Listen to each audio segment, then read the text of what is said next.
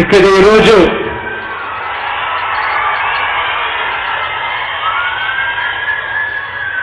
మీ ఉత్సాహాల మధ్య ఒకసారి మన పార్టీ గురించి ఎక్కడి నుంచి మొదలు పెట్టాం, ఎక్కడికి వచ్చాము అన్నది ఒకసారి ఆలోచన చేస్తే సెప్టెంబర్ 25వ తారీఖున 2009లో పావురాల గుట్టలో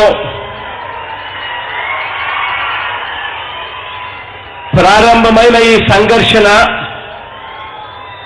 అంటే 13 ఏళ్ల కిందట సంఘర్షణ మొదలైంది. ఓదార్పు యాత్రతో ఓ రూపం సంతరించుకొని 2011 మార్చిలో ఓ పార్టీగా ఆవిర్భవించింది వైఎస్ఆర్ కాంగ్రెస్ పార్టీ.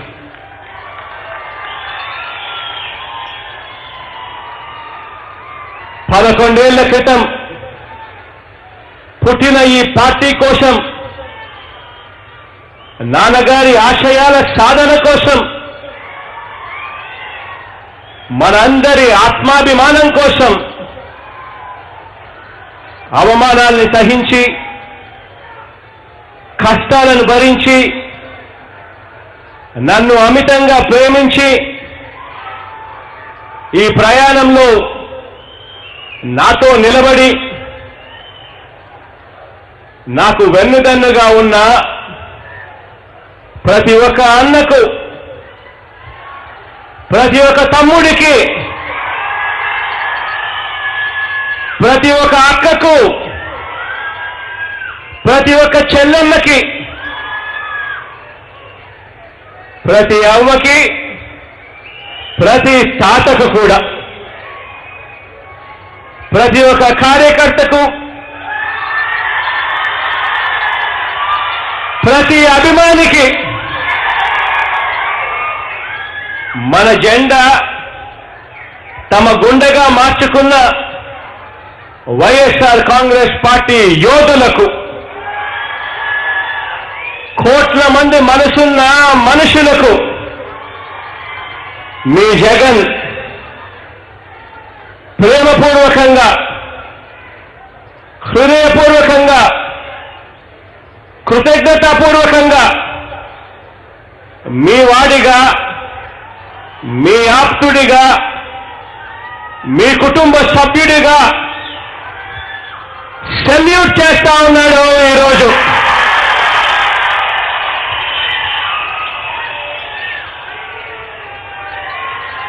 రెండు 2009 నుంచి ఈ రోజు వరకు, అంటే ఈ 13 సంవత్సరాల ప్రయాణంలో మన బాటలో ఎన్నో సవాళ్లను ఎదుర్కొన్నాం.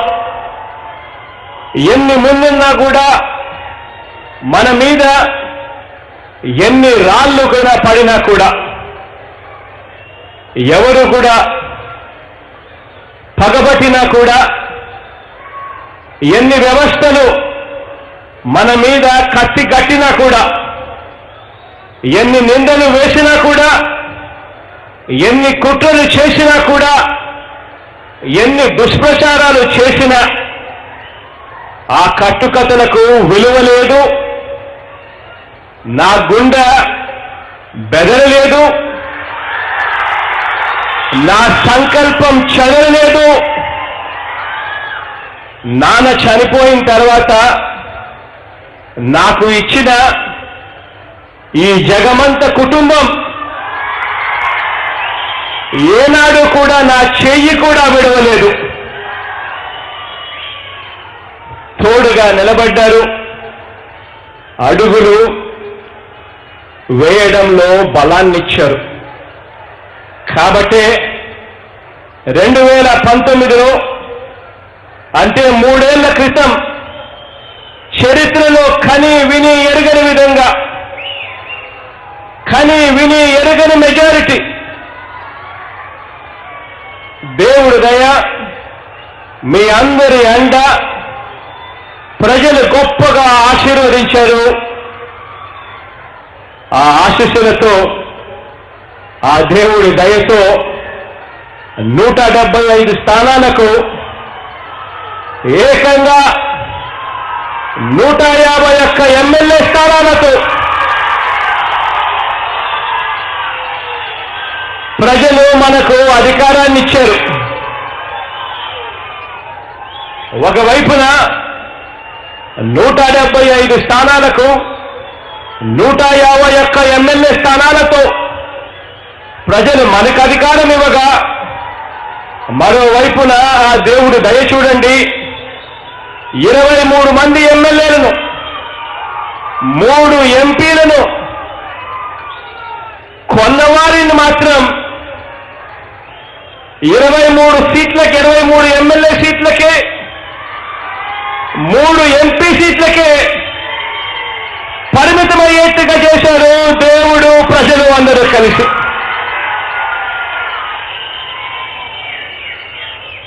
అధికారం అంటే అహంకారం కాదు. అధికారం అంటే ప్రజల మీద మమకారమని నిరూపిస్తూ, ప్రతిపక్షంలో ఉన్న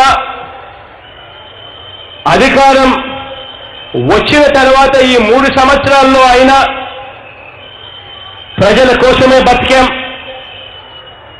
పేదల కోసమే బతికాం, సామాన్యుల కోసమే బతికాం, అన్ని ప్రాంతాల కోసమే బతికాం, అన్ని వర్గాల కోసమే బతికాం, అనుబంధాల కోసమే బ్రతికాం. చెప్పిన మాట నిలబెట్టుకునేందుకే ప్రతి క్షణం తప్పిస్తూ బ్రతికాం. మేనిఫెస్టోను రిలీజ్ చేసే దాన్ని ఒక్కసారి గతాన్ని గుర్తుకు తెచ్చుకుంటే, గతంలో మేనిఫెస్టోలు అన్నది రిలీజ్ చేసేటప్పుడు ఎన్నికలప్పుడు చేస్తారు, ఆ తర్వాత వాటిని చెత్తబుట్టకే పరిమితం చేసిన చరిత్ర ఈ రాష్ట్రంలో చాలా చూశాం. అటువంటి పరిస్థితి నుంచి మేనిఫెస్టోను ఒక భగవద్గీతగా, మేనిఫెస్టోను ఒక ఖురాన్గా, మేనిఫెస్టోను ఒక బైబిల్గా భావించి పరిపాలన సాగించాం ఈ 3 సంవత్సరాల కాలంలో. కాబట్టి తన మేనిఫెస్టోను చూపించడానికి తానే భయపడిన ఆ పార్టీ, ఆ టీడీపీ, తన మేనిఫెస్టోను ఎవరికీ కూడా దొరకకుండా గతంలో మాయం చేసిన ఆ పార్టీ తన వాగ్దానాలన్నీ కూడా ఎక్కడ ప్రజలు నిలదీస్తారేమో అని యూట్యూబ్ నుంచి, వారి వెబ్సైట్ నుంచి కూడా సైతం తీసేసిన ఆ పార్టీ, ఆ టీడీపీ ఇప్పుడు మన మేనిఫెస్టోలో చెప్పినవి 95% హామీలు ఇప్పటికే ఈ 3 సంవత్సరాల్లోపే అమలు చేసి ఆ మేనిఫెస్టోను కూడా చూపిస్తూ, గడప గడపకు వెళ్ళి మనిషిని కలుస్తూ, అక్క, అన్న, ఈ మేనిఫెస్టోలో చెప్పిన ఈ పథకాలన్నీ మీకు అందాయా అని అడుగుతూ ఉంటే, ఆ అక్క, అన్న, చెల్లెమ్మ, అవ్వ, ఆ తాత, ఆ పిల్లాడు ఆనందంగా చిరునవ్వుతో అవును అందాయి అని ఆశీర్వదిస్తా ఉంటే, ఇప్పుడు ఆ పార్టీ అంటే ఆ టీడీపీ మన మేనిఫెస్టోను చూడడానికే ఈరోజు భయపడతా ఉన్న పరిస్థితి ఈరోజు కనిపిస్తా ఉంది.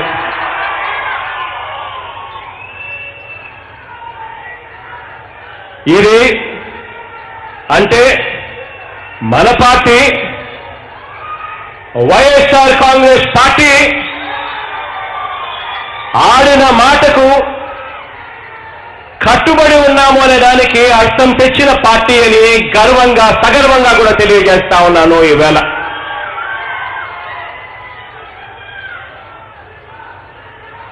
ఈ 3 సంవత్సరాల పరిపాలన, అంతకుముందు మనం ప్రయాణం చేసిన యుద్ధం అన్నింటా కూడా దేవుడి దయ పుష్కలంగా మనకు ఉండి ఎత్తి పట్టుకుంది. ఈరోజు ఒక్కసారి గమనిస్తే ఇది అంటే వైఎస్ఆర్ కాంగ్రెస్ పార్టీ అంటే మన ప్రభుత్వం రాజకీయ వ్యవస్థలో మార్పు అంటే ఏమిటో చూపించింది. ఇది గ్రామ పరిపాలనా వ్యవస్థను ప్రజలకు చేరువుగా, అనుకూలంగా, పారదర్శకంగా, కరప్షన్ లేకుండా, వివక్ష లేకుండా ఎలా చేయగలమో, ఎలా మార్చామో చూపించింది. ఇది రైతుల మీద మమకారం అంటే ఇలా ఉంటుంది అని చెప్పి పరిపాలనలో చేసి చూపించింది. ఇది సామాజిక, ఆర్థిక, రాజకీయ, విద్యా న్యాయం అంటే ఈ మాదిరిగా ఉంటుంది అని చేసి చూపించింది. ఇవి పరిపాలనా సంస్కరణలు అంటే ఈ మాదిరిగా ఉంటాయి అని చేసి చూపించింది. ఇది అక్క చెల్లెమ్మల సాధికారత అంటే ఇలా ఉంటుంది, ఇలా పరిపాలన చేస్తే ఇలా ఉంటుంది అని చేసి చూపించింది. ఇది అవ్వ తాతల మీద మమకారం అంటే ఈ మాదిరిగా ఉంటుంది, ఇలా చేసి చూపించింది మన వైఎస్ఆర్ కాంగ్రెస్ పార్టీ, మన ప్రభుత్వం. ఇది పిల్లల భవిష్యత్తును తీర్చిదిద్దే విద్యా విధానం అంటే ఇది ఈ మాదిరిగా ఉంటుంది అని చేసి చూపించింది మన వైఎస్ఆర్ కాంగ్రెస్ పార్టీ. ఇది వైద్య ఆరోగ్య రంగం మీద ప్రేమ అంటే ఈ మాదిరిగా ఉంటుంది, పరిపాలనలో ఈ మాదిరిగా మార్పులు చేస్తుంది అని చేసి చూపించింది మన వైఎస్ఆర్ కాంగ్రెస్ పార్టీ. ఇది ప్రతి పేదవాడికి సొంతింటి కళను నిజం చేయడము అనంటే ఈ మాదిరిగా చేస్తే ఈ 3 సంవత్సరాల్లోనే చేసి చూపించింది మన వైఎస్ఆర్ కాంగ్రెస్ పార్టీ. అవినీతికి తావు లేకుండా, లంచాలు అడిగే పరిస్థితి లేకుండా, వివక్షకు తావు లేకుండా పారదర్శక పాలన ఇలా చేస్తారు అని ఈ 3 సంవత్సరాలలో చేసి చూపించింది మన ప్రభుత్వం, మన వైఎస్ఆర్ కాంగ్రెస్ పార్టీ అని సగర్వంగా ఈరోజు తెలియజేస్తా ఉన్నాను. ఇలా ప్రతి ఒక్క రంగంలోనూ మనదైన ముద్ర వేయగలిగాం. 3 ఏళ్ల పాలనలో 2 సంవత్సరాలు కరోనా సవాలు విసిరినా కూడా ఆర్థికంగా అంతకుముందు పాలకుడు అంటే గత ప్రభుత్వం చంద్రబాబు నాయుడు గారు ఏకంగా రాష్ట్రాన్ని ముంచేసిపోయిన, అంతకుముందు ప్రభుత్వం బకాయిలు పెట్టిన, ఆ బకాయిలను మనమే కట్టాల్సి వచ్చిన నవరత్నాల పాలనను అందిస్తామనే మాట చెప్పాం.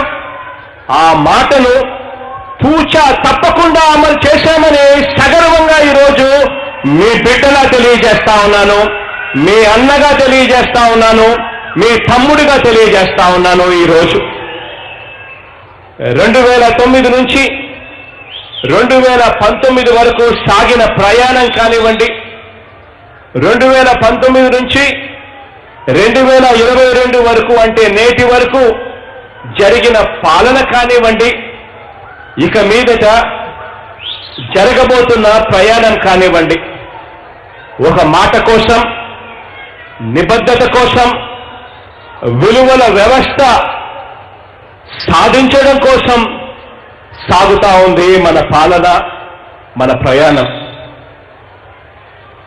ప్రజా జీవితంలో మన పార్టీగా, వైఎస్ఆర్ కాంగ్రెస్గా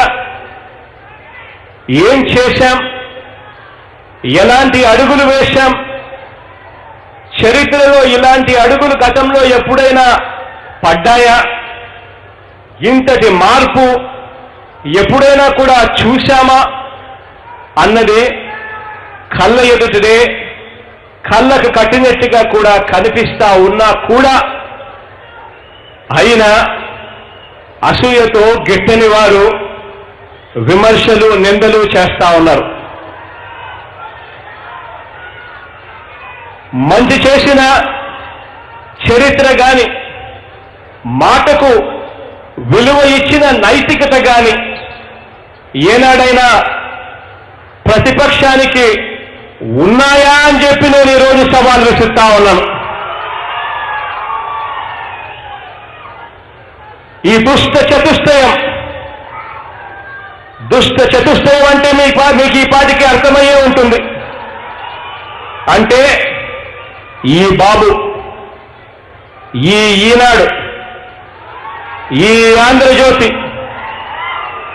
ఈ TV5, వీరికి తోడు వీరికి ఒక దత్తపుత్రుడు.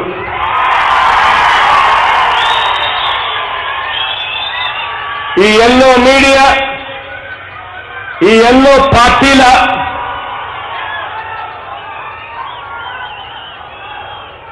జాయింట్ గజదొంగల ముఠాను చూసి వారి రాతలను, పైశాచిక మాటలను చూసి అన్ని రకాలుగా కూడా ఇంటింటికి, ప్రతి కుటుంబానికి, ప్రతి సామాజిక వర్గానికి మంచి చేసిన మనం మన చేతులతోనే సమాధానం ఇస్తాం. చెప్పినవన్నీ కూడా ఈ 3 సంవత్సరాలలో ఇప్పటికే మేనిఫెస్టోలో 95% అమలు చేసిన పార్టీ మీద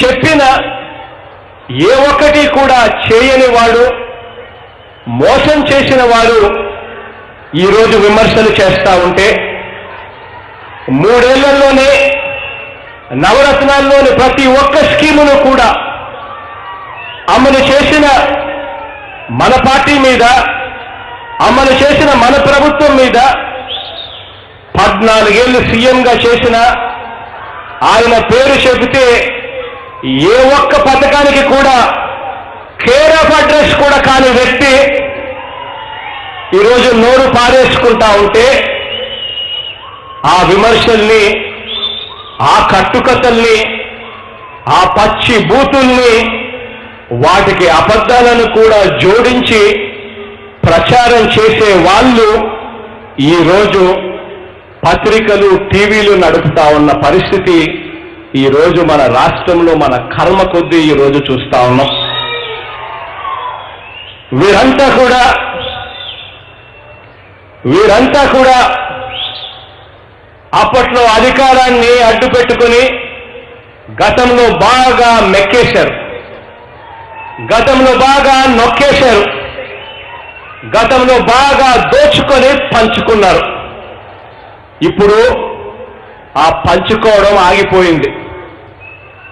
ఈ గజదొంగల ముఠాకు అందుకే నిద్ర పట్టడం లేదు.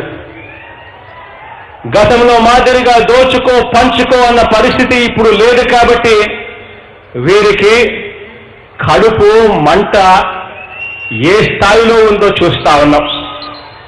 వీళ్లకు ఎన్ని జెనిసిల్ మాత్రలు ఇచ్చినా కూడా వీళ్ళ కడుపు మంట తగ్గదు. కారణం ఏమిటి అని అంటే గజ దొంగల ముఠాకు గతంలో మాదిరిగా వస్తా ఉన్నది రావడం లేదు కాబట్టి వీళ్ళకి ఏమి ఇచ్చినా కూడా, ఏ మందు ఏ మార్పు చేసినా కూడా వీళ్లకు కడుపు మంట తగ్గదు. మనం మాత్రం జనం ఇంట ఉన్నాం, మనం జనం గుండెల్లో ఉన్నాం. గజ దొంగల ముఠా మాత్రం ఎల్లో టీవీల్లో మాత్రమే ఉంది, ఎల్లో పేపర్లలో మాత్రమే ఉంది, ఎల్లో సోషల్ మీడియాలో మాత్రమే గజ దొంగల ముఠా మాత్రం ఉంది. వారికి మనకి పోలిక ఎక్కడ? మన చేతల పాలనకు వారి చేతగాని పాలనకు మధ్య పోటీలా? మన నిజాలకు వారి అబద్ధాలకు మధ్య పోటీనా? మన నిజాయితీకి వారి వంచనకు మధ్య పోటీనా? మనది నిండు గుండెతో మంచి చేస్తా ఉన్న ప్రభుత్వం కాబట్టి వారి గుండెలు బద్దలవుతా ఉన్నాయి. మన గెలుపు ఆపటం వారి వల్ల కాదు కాబట్టి రాక్షస గణాలన్నీ కూడా ఒక్కటవుతా ఉన్నాయి. ప్రజా జీవితంలో మంచి చేసిన చరిత్ర గాని, వీళ్ళు చేస్తామంటే నమ్మే మనిషి గాని ఈరోజు లేడు కాబట్టి ఈరోజు కులాల కుంపట్లు పెడతా ఉన్నారు, మతాల మంటలు పెడతా ఉన్నారు, పచ్చి అబద్ధాలతో ఇవాళ దుష్ప్రచారాలు చేస్తా ఉన్నారు. నాకైతే ఈ బాబు మాదిరిగా ఈనాడు ఉండకపోవచ్చు తోడుగా, ఆంధ్రజ్యోతి ఉండకపోవచ్చు అండగా, టీవీ5 తోడుగా నిలబడకపోవచ్చు, వీళ్ళ మాదిరిగా దత్తపుత్రుడు అండ నాకు ఉండకపోవచ్చు. కానీ ఒక్కటి చెప్తా ఉన్నా, నాకున్నది ఒక్కటే, అది మీ తోడు అని చెప్పి మాత్రం గర్వంగా చెప్తా ఉన్నా. ఆ దేవుడి దయ, మీ తోడు, ప్రజలందరి చల్లని దీవెనలు, ఈ మూడింటి మీదనే మీ జగన్ ఆధారపడతాడు అని మాత్రం సగర్వంగా ఈరోజు తెలియజేస్తా ఉన్నాను. ఈ విషయాలన్నింటి మీద కూడా మనమంతా కూడా ఆలోచన చేసేందుకు, రాష్ట్ర ప్రజలందరికీ కూడా ఆలోచన కలుగ చేసేందుకు ఈ ప్లీనరీలో తీర్మానాలు, చర్చలు, ప్రసంగాలు ఉపయోగపడతాయి అని కోరుకుంటూ ఈ ప్లీనరీని, మన 3వ మహాసభను ఈరోజు ప్రారంభిస్తా ఉన్నారు. ప్లీనరీ సమావేశం ముగింపు సందర్భంగా, అంటే రేపు సాయంత్రం విస్తృత స్థాయితో రాష్ట్ర నలుమూలల నుంచి వస్తా ఉన్న కార్యకర్తల్ని, అభిమానులను ఉద్దేశించి రేపు సాయంత్రం మరొకసారి సుదీర్ఘంగా నేను మాట్లాడతాను అని చెప్పి తెలియజేస్తూ ఇక ఈ కార్యక్రమాన్ని ప్రారంభిస్తూ సెలవు తీసుకుంటా ఉన్నాను.